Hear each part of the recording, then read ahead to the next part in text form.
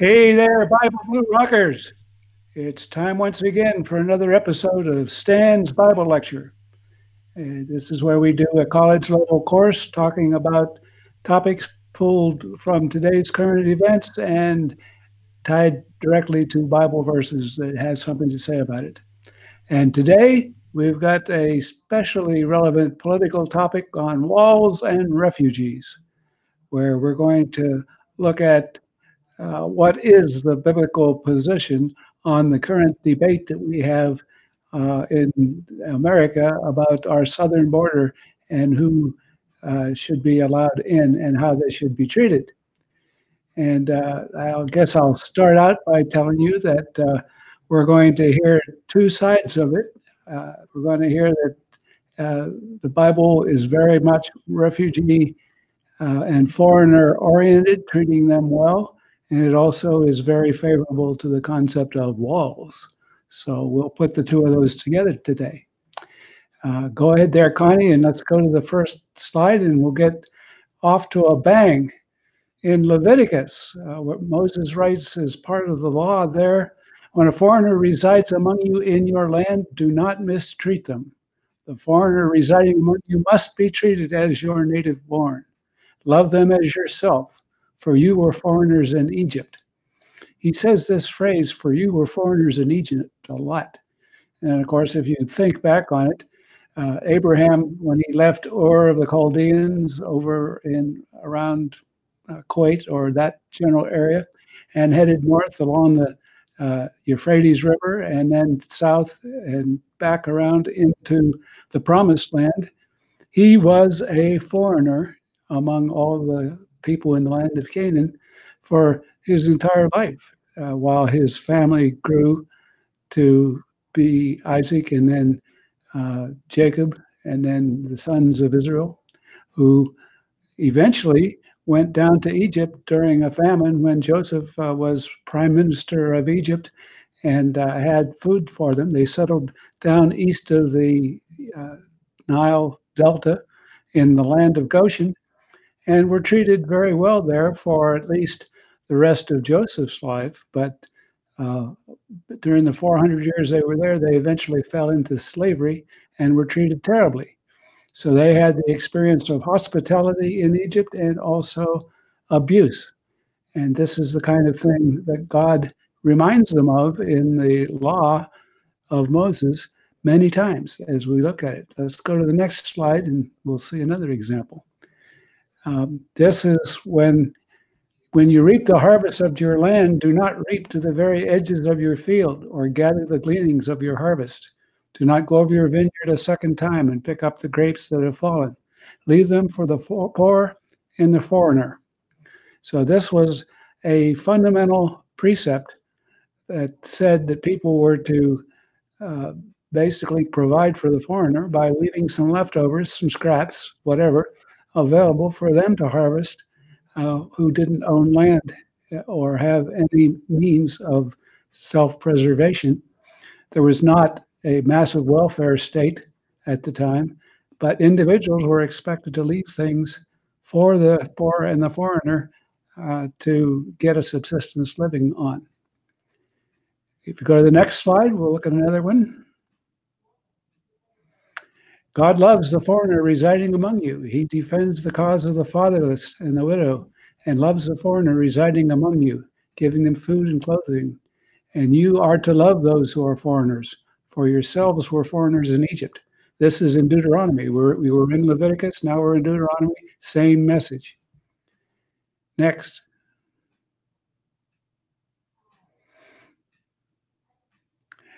Now this was the sin of your sister Sodom. She and her daughters were arrogant, overfed, and unconcerned. They did not help the poor and needy. This is in Ezekiel. And I wonder how many of you thought that that was the sin of Sodom. I always assumed that the sin of Sodom was sodomy and various sexual sins. But this is being arrogant, overfed, and unconcerned, and not attentive to the needs of the poor and needy, as Ezekiel pointed out. Next.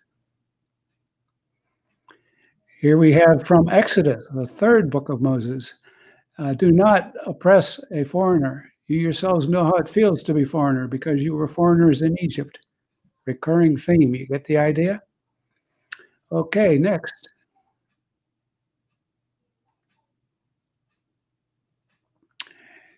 So I will come and put you on trial. I will be quick to testify against sorcerers, adulterers, and perjurers, against those who defraud laborers of their wages, who oppress the widows and the fatherless, and deprive the foreigners among you of justice. But do not fear me, says the Lord Almighty. This is a verse from Malachi, and he is putting in depriving foreigners of justice right up there with a lot of other absolute crimes in the Lord's sight. Next. And here we have from 1 Kings, as for the foreigner who does not belong to your people Israel, but has come from a distant land because of your name, for they will hear of your great name and your mighty hand and your outstretched arm. When they come and pray towards this temple, then hear from heaven your dwelling place. Do whatever foreigners ask of you, so that all the people of the earth may know your name and fear you, as do your own people Israel, and may know that this house I have built bears your name. So what we're talking about here is something that might seem to be an awful lot like America, for they will hear of your great name and your mighty hand and your outstretched arms. And then when they come, do whatever the foreigner asks of you. So take that for what it's worth as a word of a warning. Next. This is something Job said. If you recall, Job was protesting all the bad things that were happening to him and describing his own righteousness. And while God smacked him down for being so pretentious, nevertheless, this shows something that was an example of righteousness. No stranger had to spend the night in the street, for my door was always open to the traveler.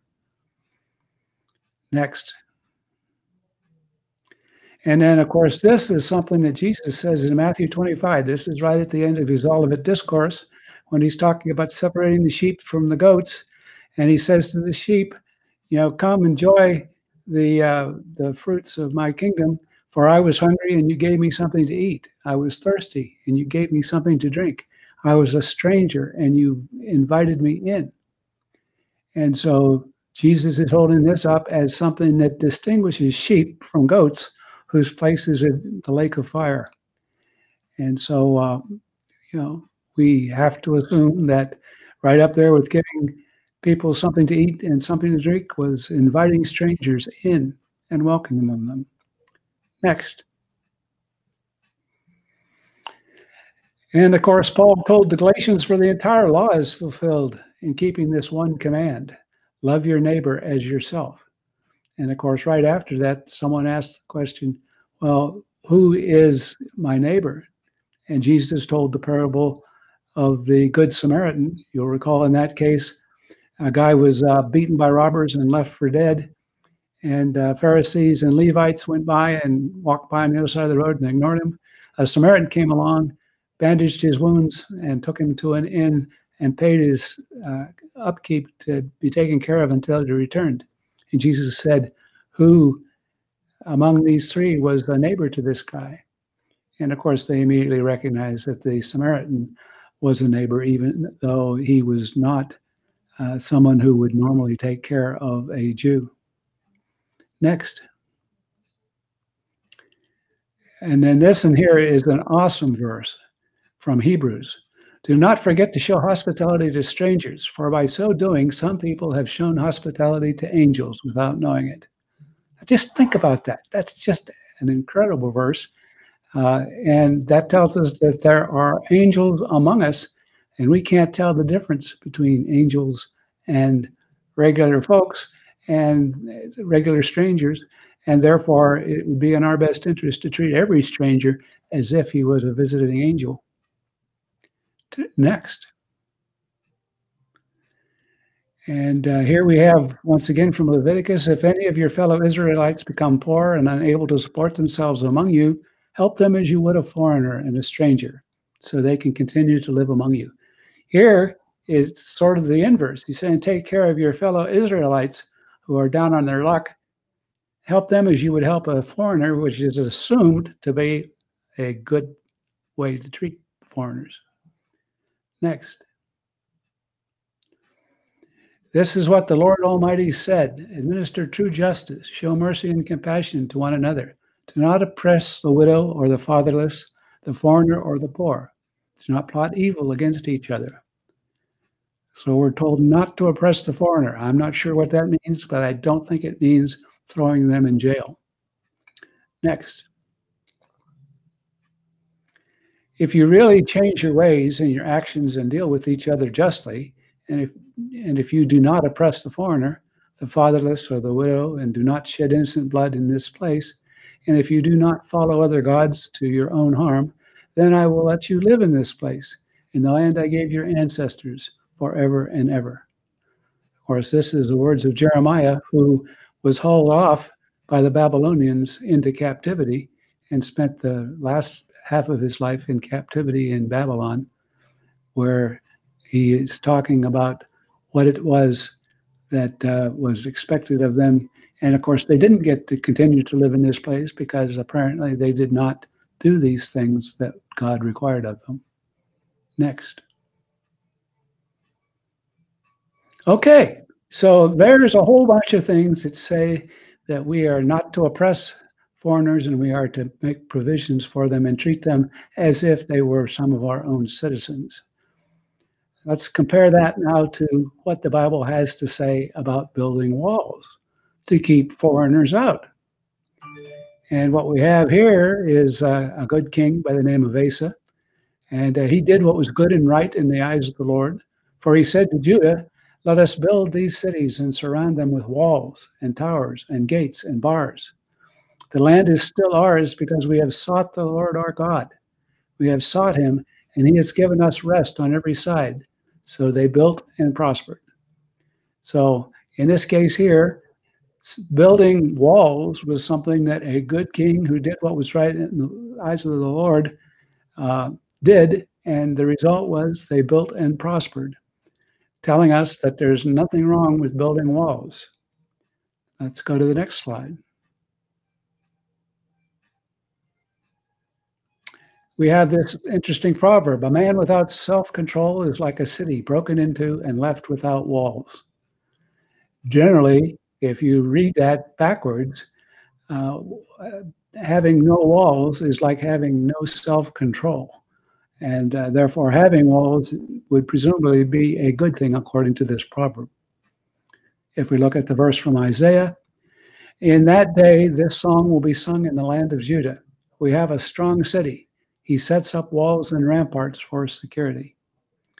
So once again, we're having a verse that indicates setting up walls for security is a praiseworthy thing to do. Next.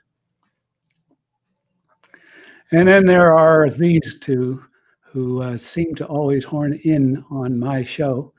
And, you know, I don't know what else I can say about them other than, oh,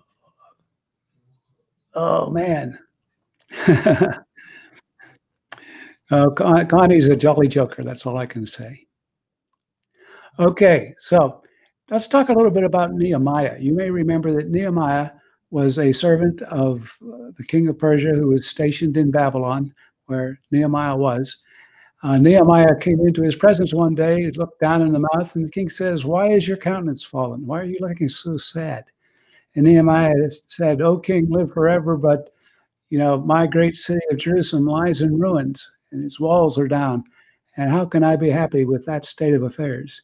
The king turned around and says, "Well, what can I do to help you?" He said, "Let me go over there to rebuild Jerusalem." And the king granted him the wish. He even sent him an escort of people to go with him and protect him along the way, sent him letters to the various kings along the way, telling him to give him whatever he needed, gave him letters to provide cedars and other wood products in order to rebuild the temple.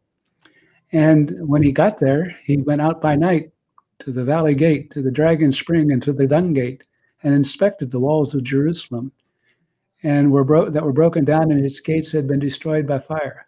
He went out by night because there were people all around who didn't want to see the walls rebuilt and would have stopped him. So afterwards he said to them, "You see the trouble we are in. Jerusalem lies in ruins, and its gates have been burned with fire.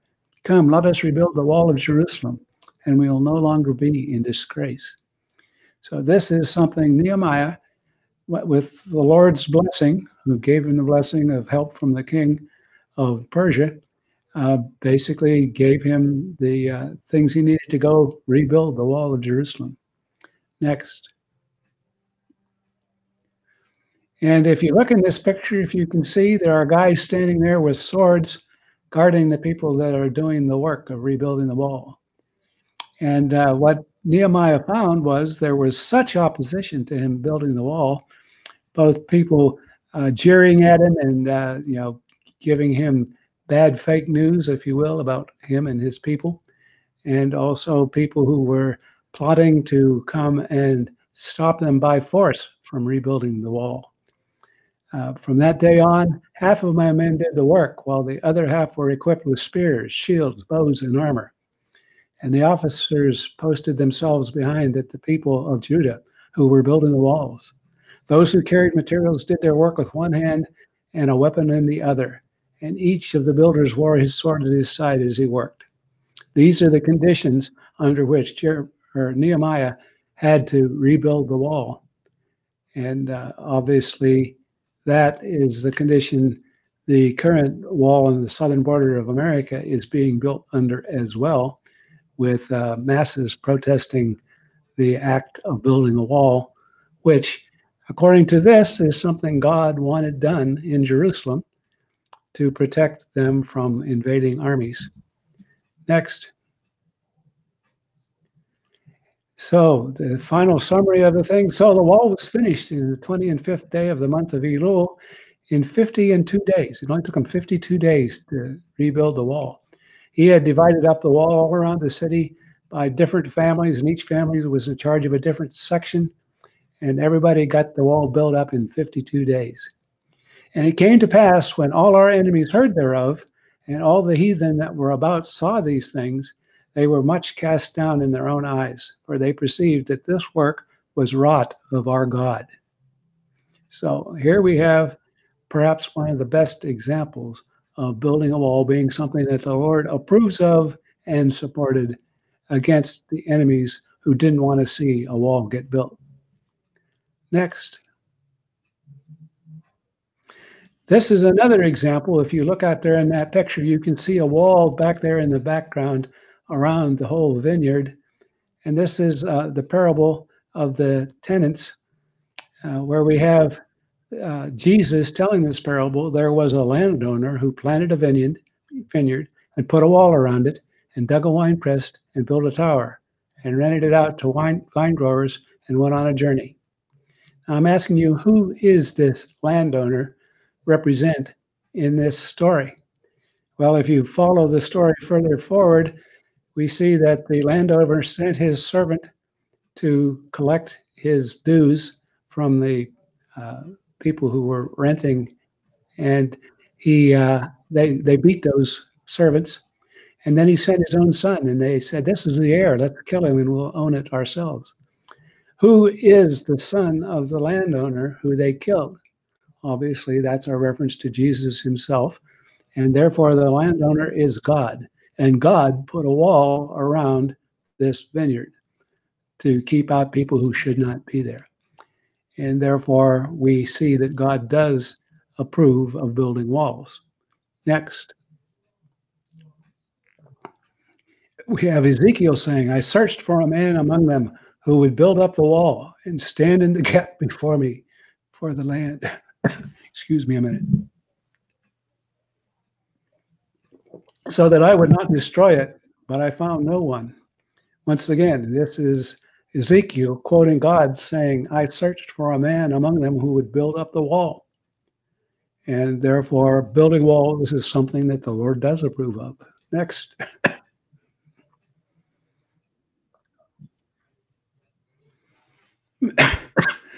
And of course, we have this, the story of the city of Jerusalem, New Jerusalem, coming down from the heavens.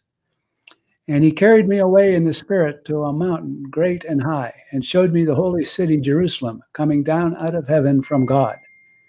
It shone with the glory of God, and its brilliance was like that of a very precious jewel, like a jasper, clear as crystal. It had a great high wall with 12 gates, and with 12 angels at the gates. So there are 12 ways to get through this wall, guarded by angels, and it's a very high, great wall. And it is there to keep people out of heaven who don't belong there, as we can see in the next verse. Go ahead there, Connie. Nothing evil will be allowed to enter, nor anyone who practices shameful idolatry and dishonesty, but only those whose names are written in the Lamb's Book of Life, which is basically only Christians, are allowed to enter this holy city, which represents heaven. Next. And then we have a quote from the Pope, Pope Francis, who has said this: a person who thinks only about building walls, wherever they may be, and not building bridges is not Christian. This is not in the gospel. As he sits inside a walled compound called the Vatican, which has huge walls like you see surrounding him right there. Those walls began to be built back in 650 AD and were continuously enhanced for the next 1,000 years as Rome sought to defend itself from the hordes that would have overrun the Vatican otherwise. It seems pretty cheeky for him to be saying that you can't build walls when he's living inside some of the biggest walls you've ever seen. And finally, let's just take a look at this artist's concept of what the Temple of Herod looked like. And as you can see, it was surrounded by walls on all sides. We can still see some of those walls today on the Wailing Wall, for example, on the base of the Temple Mount. And even the tabernacle that was used when they were wandering in the wilderness before they came into the Promised Land was surrounded by a big high fence that was specified by God to keep people away from the Holy of Holies. So there we have it, folks. We have as much evidence as I can find that we are to take care of our foreigners among us, but we are to build walls to keep out evil people who would threaten our people. And now it's up to us to find the difference between those two in terms of what we should be doing with our own situation. But hopefully that will give you an example of what to think about this subject and how to evaluate what is being said when people say walls are immoral. No, they are not immoral, and they are very important, and God approves of them. But that doesn't mean that those who manage to get past the wall shouldn't be taken care of. So let's see what we have. Okay, first question we have sitting here for us, and go ahead and post your quick questions for Connie to find. We have, that was a different time. It's hard to trust others now. People, foreigners or not, are so manipulative, and they lie as easily as they eat every day. Well, that was very true in that time too. I mean, the number of battles that were had, they were constantly at war with neighboring tribes. And people who had no morals or morality whatsoever surrounded Israel. And so I don't think that the time was that different than what it was right now. Certainly, people today are as bad as ever, and we have to live with that. What about when a foreigner comes in illegally to start out? If they come in illegally, all is well. But coming in illegally is worthy to put up a wall guiding them to the legal way to enter. Does not a man supposed to knock two before he enters one's home? Yes, yes, absolutely. That is very correct and a very good point. We are told in Romans 13 to obey the governing authorities, for all authority is from God, and the powers that be are appointed by God. and we are to obey them, and that means to obey those who put up rules on how and when you can enter our country. And anyone who comes and breaks in is like a thief in the night. And we have other Bible verses that talk about protecting a strong man, protecting his home from invasion by an evil person. Okay, next question. What do you say to those with so many walls they cannot think for themselves? They have so much self-control they cannot move. Well, that's an interesting thought. Self-control is a very good thing, but if it denies you the flexibility to adapt, then maybe that's not such a good thing. Why did God create us in the first place, but have been nothing but rotten to him? He had to know that this was going to happen. Was he that alone, that he was okay in taking in our ugliness? No, he created us in his own image to be his children. And he knew that if he was going to do that and have children who would obey him because they loved him, then he had to give them free will so that they could do bad things as well, and put up with 6,000 years of human history to demonstrate the difference between those who are willing to obey him and those who are not. And only those who trust in him and obey him will become children of God and will live with him forever. And those who turn away are those who are thrown into the lake of fire as refuse, if you will, to be pruned out and thrown away. Many parables, the parable of the wheat and the tares. The wheat is gathered into the barn and the tares are gathered up and burned.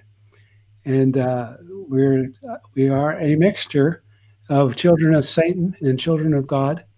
And this whole 6,000 years of human history is to sort that out so that he gets people who were willing to trust him and to obey him.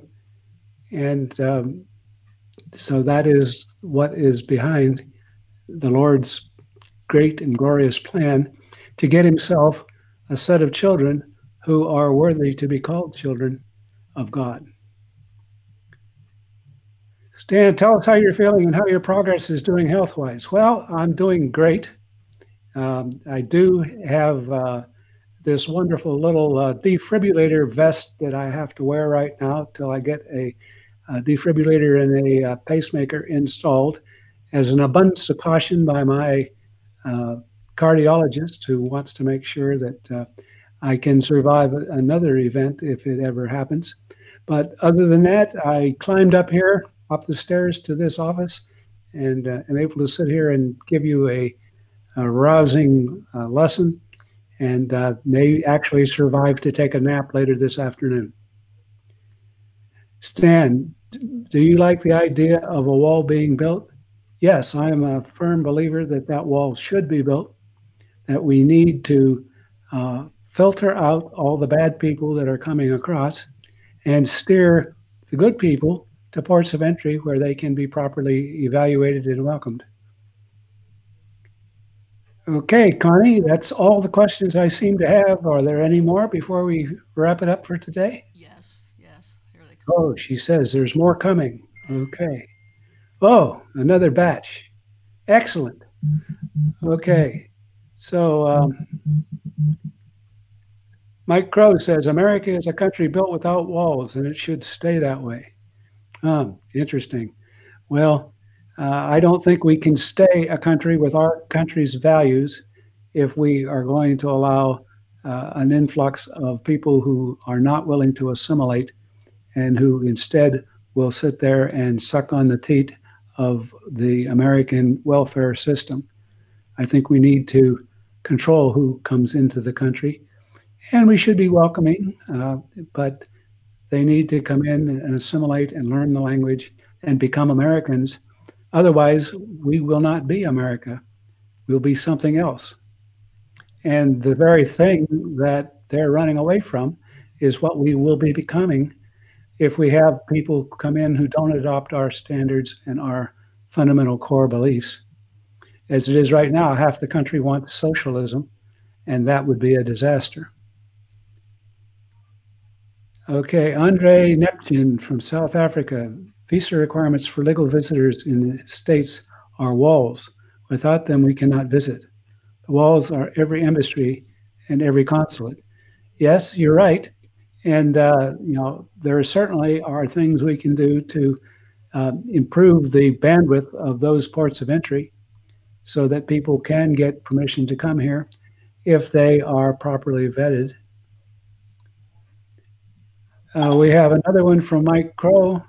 They shall besiege you in all your towns until your high and fortified walls in which you trusted come down throughout all your land. So this is an example of what happens when we no longer earn God's fortification and defense of us. We can have our walls come down. And that, of course, is not a good thing, right? It results in the destruction of the population who live inside those walls. Stan, you should give up sodas and drink kombucha tea. And then Mike Crow says, yes, we do not need physical walls. That is not to say they do not work well in populated areas. They do.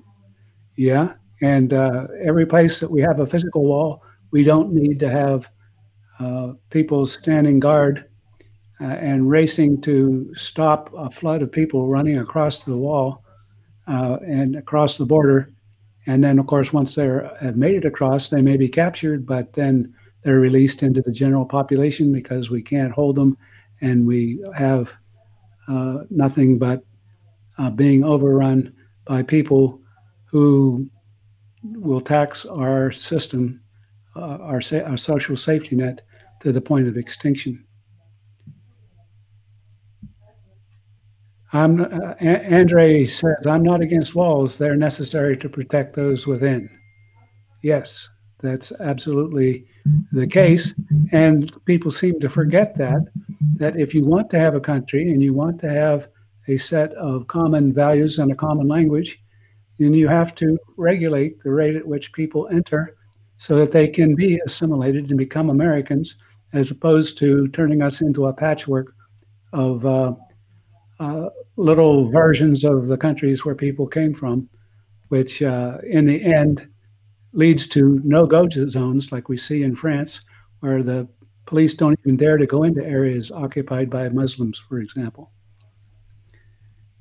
Steely Dan says, was it the Palestinians who plotted against the Christians of Israel, whose plot was foiled and the wall was built to prevent them from doing this again?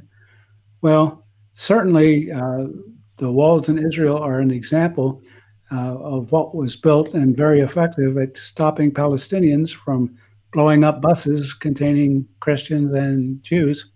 So that would certainly be an example. Steely Dan says, do you feel people are making the counter-argument for walls because they have forgotten the past? Yeah, I think that there's certainly a large amount of uninformed nature, but I think most of it is just they're used to following whatever the news media says, and the news media is saying what the Democratic leadership says, and the Democratic leadership is saying this is not a crisis, and that is an absolute lie. And so everybody drinks the same Kool-Aid and comes up with that position. Murray says, has Stan seen The Passion of Christ? Yes, if you're talking about Mel Gibson's show, I certainly have, and it was quite awesome, and it actually brought me to tears as I was watching the Lord be crucified. Mike says, the immigrants I see daily in my tax office are working and paying taxes. It is a false concept that they are living off the government's teat. Well, okay, there are no doubt some immigrants for which that is true, but there are undoubtedly others for which that is not true. Betty A says, I can never understand why the people who say we don't need walls live in locked palaces, locked places where they are armed guards instead of everything. Yes, and even If you don't live in a gated community with walls around your property, you still have walls of your house and a door that you probably lock at night to keep people from coming in and helping themselves to your assets uninvited. People who you might eagerly help if they showed up and knocked at your front door, and yet you don't want them coming in unannounced at night. And Murray says, yes, immigrants are reminding us of the work ethic and family values here. Well, that is one thing. A lot of Mexican immigrants are good, solid, God-fearing Christians and might just as much come to support conservative points of view. And so to the extent that they come in with that type of an attitude, I certainly would welcome them. Kim says, I got to make a wall to keep a deer from eating my apple and cherry trees. Yes, I have a similar problem. And I have deer jumping over 6-foot-high fences to get into my garden. And, it's likely they'll wind up as venison if they keep it up. But it's an example of walls are necessary to keep and protect people on one side of the wall from people on the other side of the wall. And, that doesn't mean that we don't need to welcome foreigners who get here legally and treat them as if they were Americans. But we should not be leaving the border open for all types of nefarious people to come across and do us harm. Okay, I think that's all we've got now. So we'll see you on Crypto Connie on Tuesday night and next Sunday at this same time. Thanks, everybody.